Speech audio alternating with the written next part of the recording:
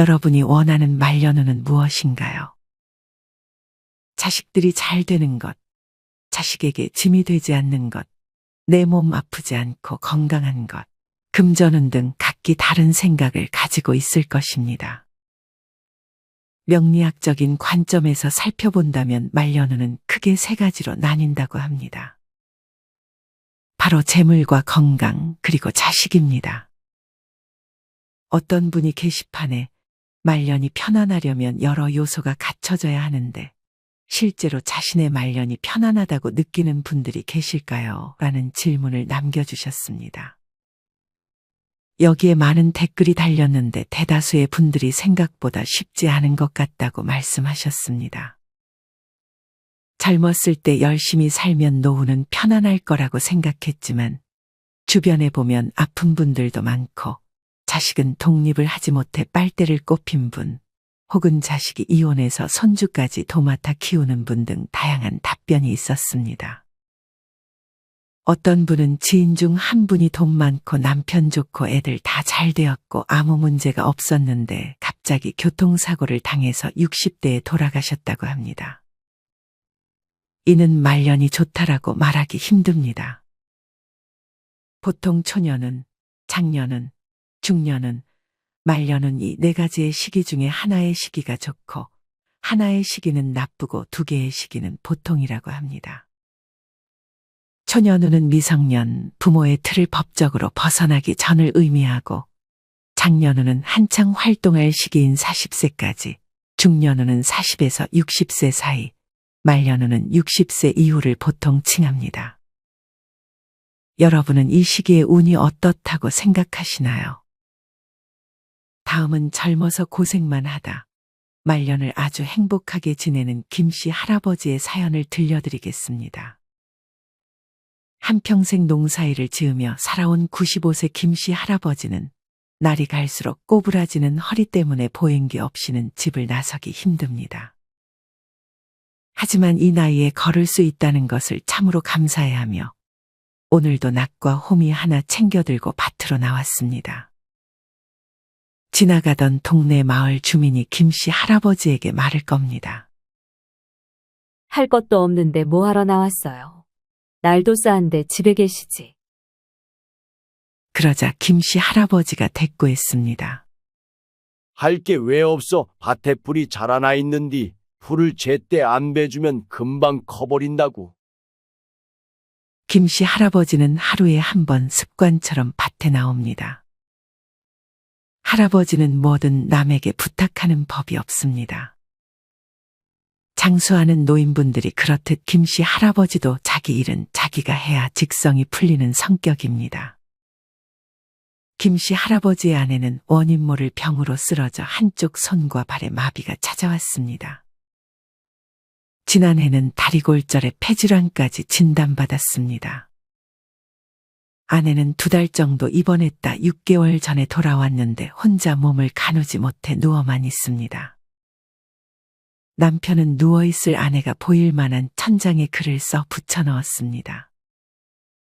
누워서 있을 때에는 발을 밀었다 당겼다 발가락을 꿈틀꿈틀 해봐요. 한자 한자 정성스레 쓰여진 할아버지의 손글씨가 유난히 아름답게 느껴집니다. 할아버지는 가끔 어린 시절 사진을 아내에게 보여줍니다. 어릴 적 농사를 지으며 아내에게 못해준 게 지금이 돼서야 미안함을 느끼고 있는 김씨 할아버지. 어릴 적 할아버지의 어머니는 치매를 20년간 앓으시다 돌아가셨습니다. 할아버지가 아내와 결혼하고 얼마 지나지 않아 할아버지의 어머니는 사기를 당해 큰 돈을 빚지게 되었는데 할아버지는 도망치지 않고 조금씩 어머니의 빚을 갚아주었습니다. 이때 먹을 거 못 먹어가며 희생해야 했던 건 바로 할아버지의 아내였습니다. 빚 갚을 때까지만 조금만 참아다오. 알았소. 당신 마음 다 이해하오. 어머니 마음 잘 헤아려 주시오. 빚을 다 갚자마자 행복할 줄 알았던 할아버지 부부는 치매가 온 어머니 간호로 그 이후로도 마음 편할 날이 없었습니다. 어머니 바깥 구경이라도 시켜주려 할 때면 네가 나를 죽이려는 게냐? 손 치워라! 이 같은 대답만이 돌아올 뿐이었습니다. 이렇게 어머니를 간호하다 어머니를 떠나보내자마자 아내는 원인 모를 병에 걸려 몸져 누웠습니다. 하늘을 원망하는 것도 잠시, 할아버지와 할머니는 늦은 나이에 누구보다 아끼고 챙겨주며 행복한 말년을 보내고 있습니다. 주방 도구들이 걸려있는 부엌에서 오늘도 어김없이 아내가 먹을 저녁밥을 차리는 할아버지. 쌀, 보리, 찹쌀, 까만콩 4가지를 넣고 밥을 짓습니다. 근처에 딸이 살고 있지만 자기 일은 자기가 해야 한다는 원칙에 따라 95세의 나이에도 밥도, 집안일도, 밭일도 모두 자신이 도맡아 합니다. 아버지 국수 삶아왔어요. 딸내미 왔냐? 아이고, 벌써 밥 해드셨어요. 저녁은 제가 챙겨드린다니깐. 딸은 이렇게 고생하시는 아버지를 보면 하나라도 더 챙겨주고 싶나 봅니다. 음식은 남기지 않고 먹을 만큼만 해서 드십니다. 할머니 밥을 챙겨주고 습관처럼 동네 마실을 가는 할아버지. 그 근처에 혼자 사시는 88세 강씨 할머니와 인사를 나눕니다. 강씨 할머니는 정수리부터 목에서 어깨와 등뼈까지 안 아픈 곳이 없습니다. 할머니는 집에 있으면 대부분 누워서 생활합니다. 그럼에도 항상 자식 걱정을 합니다. 할아버지가 할머니에게 안부를 묻습니다. 할멈 별일 없수? 그러자 할머니는 혼자 화장실이라도 갔다가 넘어졌을 때 안 죽고 살아있으면 어쩌나 하는 마음이요. 자식들에게 험한 꼴만 안 보이고 죽으면 그게 제일로 행복이지. 김씨 할아버지는 씁쓸하게 미소를 짓습니다.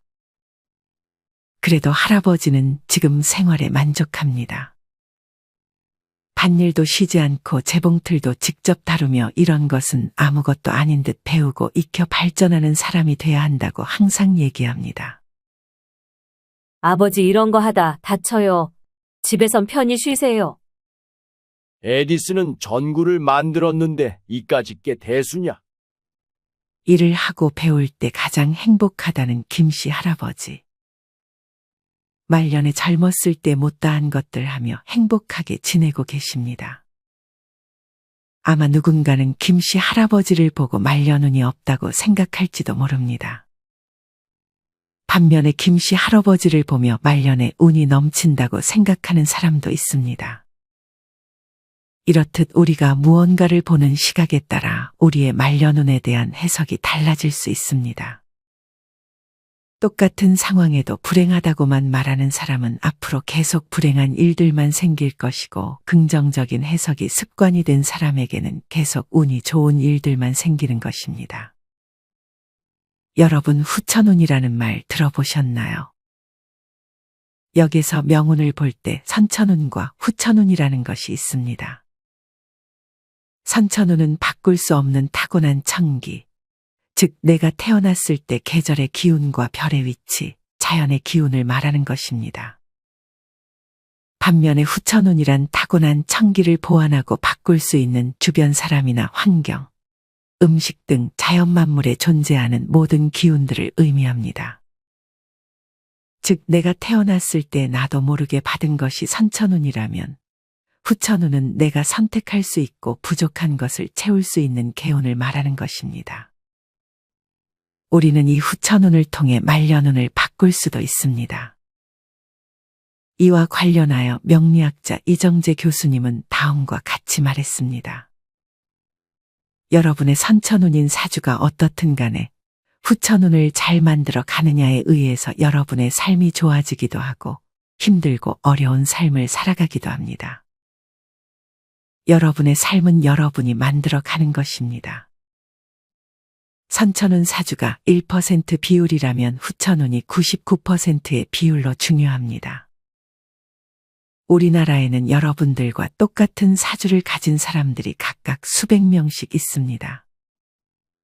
하지만 이들 중에 어느 누구라도 여러분들과 비슷한 삶이라도 살아가는 사람은 없습니다. 아무리 사주에서 말년에 고생할 것이라고 말해도 우리는 우리의 마음가짐으로 말년운을 바꿀 수 있는 것입니다. 그렇다면 나이가 들수록 어떤 마음가짐을 가지고 일상생활에서 어떤 말을 자주 해야 또는 삼가야 말년운을 지킬 수 있을까요? 말년복을 위해 해야 할 말 첫 번째는 자기에 대한 믿음과 용기를 주는 말입니다. 여러분은 자신에게 용기를 주는 말을 자주 건네나요? 우리는 남에게는 곧잘 위로의 말을 건네주곤 합니다. 무슨 일을 하든 너는 할 수 있고 잘할 거야 라며 말이죠. 사실 남에게 이런 말을 해주는 것은 어려운 일이 아닙니다. 하지만 우리는 우리 자신에게는 상당히 엄격합니다. 내가 무슨 일을 하려고 할 때 잘할 수 있을까? 옳은 선택이 맞을까? 끊임없이 의심을 합니다.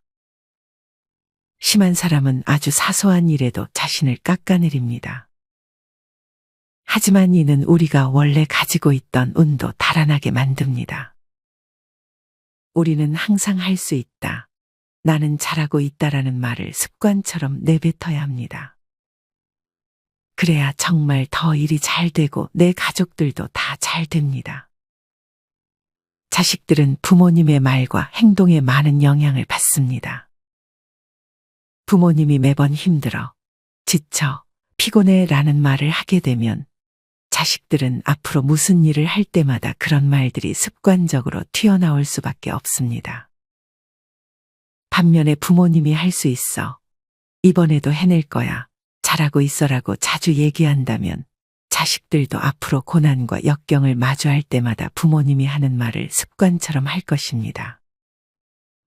그러니 우리는 우리가 하는 말에 주의를 기울여야 합니다. 내가 하는 말은 내 귀가 듣습니다. 부정적인 말만 하고 나를 의심하고 나의 용기를 앗아가는 말만 한다면 우리는 무언가를 해내기가 참 힘들어집니다.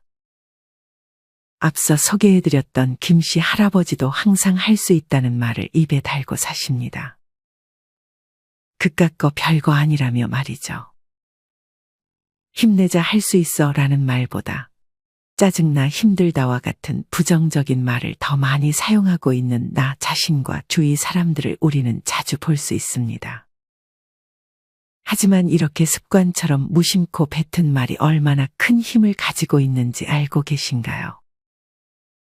뉴잉글랜드 메이슨 저널에 실린 어느 한 실험 결과에 의하면 실제로 마취 전문의가 던진 몇 마디가 수술 후 통증과 입원 기간에 영향을 미치기도 한다고 합니다.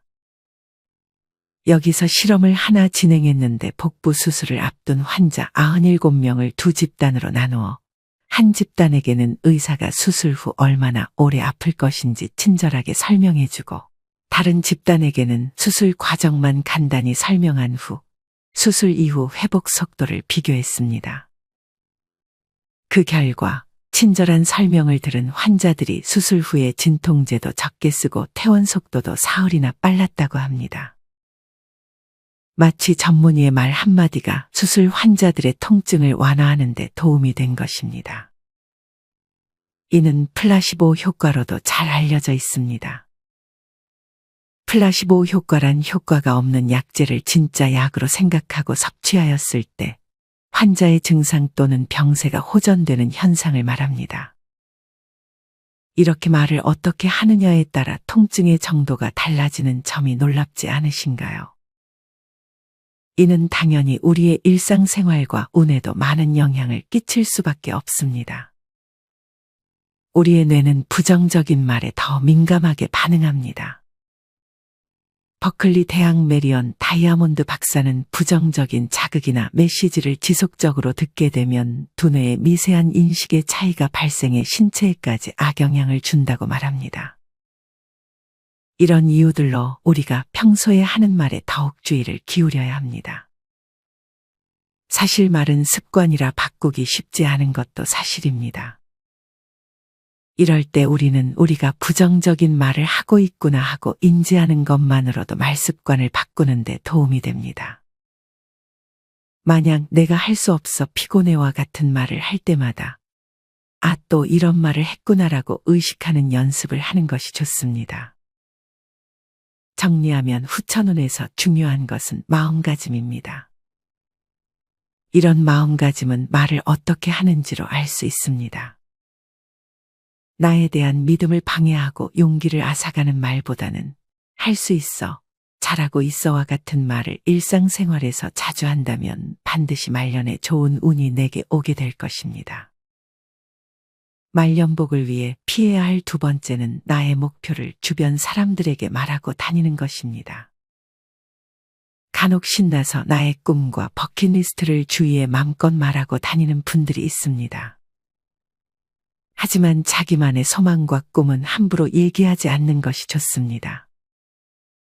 이는 질투와 시기의 마음으로 막아 끼어서 나 자신을 회방 놓게 만듭니다. 하고 싶은 거 있으면 혼자 마음속에 간직하고 뚜벅뚜벅 걸어가는 것이 좋습니다. 만약 내가 어딘가로 여행을 갈 것이라는 말을 주위에 한다면 주위에서 거기 별로 안 좋다던데 거기 위험하대라며 점점 나를 회방 놓는 말들을 늘어놓게 됩니다. 아마 많은 분들이 이렇게 내 목표를 말하면 걱정해주는 척하며 안 될 거라고 말하는 지인들이 한 명쯤 있을 것입니다.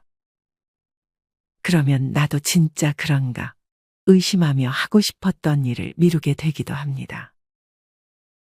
이러면 나중에 후회만 남습니다. 말년에 젊어서 못했던 거 나이 들어서도 못하는구나 하며 자신을 운이 나쁜 사람으로 생각하게 될 것입니다. 그러니 나의 목표를 주변에 말하고 다니지 마세요. 여러분은 이번 연도에 목표했던 것들이 있으신가요? 그것들을 주위에 말하지 말고 지금 바로 시작해 보세요. 그림을 그리고 싶다면 조용히 붓과 종이를 사서 유튜브를 보며 배워보세요. 누군가에게 말한다면 그림 그거 힘들어. 아무나 못해. 이렇게 말할 것입니다. 수영을 배우고 싶다면 수영장에 가서 선생님과 상담을 받아보세요. 이도 마찬가지로 누군가에게 말한다면 수영 그거 위험하고 나이 들어 잘못하면 큰일 나 라는 부정적인 말만 듣게 될 것입니다. 말년운이 없다고 말하는 사람들이 하는 말 중에 살아생전 하고 싶었던 것 하나도 못 해보네 라는 말이 포함됩니다. 나중에 후회를 남기지 않으려면 늦었다 생각하지 말고 나를 방해하는 사람에게 방해받지 말고 도전해야 합니다. 말년복을 위해 지켜야 할 세 번째는 돈 자랑하는 것을 피하는 것입니다. 가까운 관계일수록 돈 자랑을 하지 말라는 말이 있습니다. 아마 돈 자랑을 해본 분들은 괜히 이야기를 꺼냈나 하며 후회해 본 적이 있을 것입니다. 그 누구도 남의 돈 자랑을 반길 사람은 없습니다. 특히나 말년에 돈 자랑을 하는 순간 파리들이 붙을 수 있습니다. 제가 이전의 영상에서도 말씀드렸지만 노후에 가장 사기를 많이 당하는 사람들이 바로 돈 자랑하는 사람들입니다. 대개 이런 사람들은 누군가 묻지 않아도 자기가 알아서 돈 얘기를 꺼냅니다. 이는 사기꾼들에게 나에게 사기를 쳐달라라고 대놓고 말하는 꼴입니다. 말년에 사기를 당하면 말년운은 다 했다고 보아야 합니다. 이와 반대로 돈이 없다고 얘기를 꺼내는 것도 좋지 않습니다. 사람은 자연스럽게 경제력을 가지고 누군가를 평가하기도 합니다. 만약에 여러분이 돈이 없다는 걸 알면 여러분에게 말과 행동을 막 하게 될 수도 있습니다. 그러니 돈 얘기는 듣기만 하고 절대 남에게 얘기하지 마세요. 돈이 많으면 말하고 싶은 충동이 생길 수 있지만 말년운을 위해 우리는 침묵할 수 있어야 합니다. 나뿐 아니라 부모님 혹은 처가 쪽에 돈이 많다는 얘기도 하지 않는 것이 좋습니다. 말년복을 위해 지켜야 할 네 번째는 상황을 좋게 해석하는 습관입니다. 누군가는 잠을 푹 자고 나서 잘 잤다. 오늘 아주 기분 좋은 하루를 시작했구나 라고 생각하는 반면 누군가는 왜 이렇게 나는 잠을 오래 자지 벌써 해가 중천에 떴네. 난 게을러라고 생각합니다. 똑같은 상황이라도 긍정적으로 생각한 사람은 남은 하루도 알차게 보낼 것이지만 부정적으로 생각한 사람은 하루를 망쳤다는 생각에 남은 하루도 아무것도 안 하게 될 확률이 높습니다. 이런 긍정적 해석과 관련한 사연 하나를 소개해 드리겠습니다. 가끔씩 웃음 유머 치료 교실에 오시는 80대 할머니가 계시는데 행복한 얼굴로 싱글벙글이다. 부럽기도 하고 또 그 비결이 무척 궁금해서 말을 붙여보았다. 할머니 요즘 건강하시죠? 그러자 할머니가 씩씩하게 대답하신다. 응, 아주 건강해. 말기 위암 빼고는 다 좋아. 그 대답에 머리 끝에서부터 발끝까지 온몸이 감전된 듯 전율이 느껴졌다. 할머니는 너무너무 행복하다고 말씀하신다. 아무것도 없이 태어나 집도 있고 남편도 있고 자식도 5명이나 있다오. 이제 암이 몸에 들어와서 예정된 시간에 태어난 곳으로 돌아갈 수 있다니 얼마나 즐겁고 행복한 일인지 모르오. 언제 세상을 떠나게 될지 알기 때문에 행복하다는 것이다. 그 할머니를 통해서 삶이 무엇이고 행복이 무엇이며 마음의 평안이 무엇인지를 다시 한번 생각하게 되었다. 행복은 끝없이 몰아치는 상황을 긍정적으로 해석하는 능력에 달려있음을 뼈저리게 느낀 하루였다. 암에 걸렸을지라도 고질병이라고 생각하는 사람에게 암 치유율은 38%에 그치지만 점 하나 붙여서 고질병이라고 믿는 사람에게 있어서 암의 치유율은 70%까지 올라간다는 통계가 있다. 똑같은 암이지만 죽을 병이라는 사람도 있고 암을 통해서 삶과 죽음에 대한 통찰을 얻었다는 분들도 많다. 암을 죽음으로 연결하느냐, 암을 삶으로 해석하느냐는 전적으로 우리의 긍정적인 태도에 달려있는 것 같다.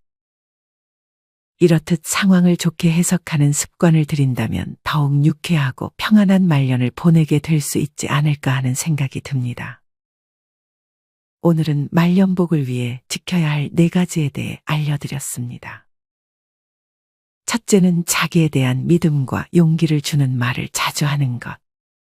둘째는 나의 목표를 주변 사람들에게 말하지 않는 것. 셋째는 나뿐 아니라 부모님, 처가의 돈 자랑을 하지 않는 것. 마지막 넷째는 상황을 좋게 해석하는 습관입니다. 지금까지 인생을 살며 누군가는 운이 좋았다는 생각을 할 것이고 누군가는 언제 나에게 제대로 된 운이 올까 하는 생각이 들 수 있습니다. 하지만 명리학자 이정재 교수님 말씀처럼 정해진 선천운은 극히 일부일 뿐 우리는 마음가짐과 말 습관을 통해 후천운을 키울 수 있습니다. 이렇게 운을 불러들이는 마음가짐과 말 습관을 통해 우리 모든 구독자분들이 운으로 가득 찬 올 한 해를 보내셨으면 좋겠습니다. 이상으로 오늘의 영상을 마치겠습니다. 다음에 더 좋은 내용으로 찾아뵙겠습니다. 감사합니다.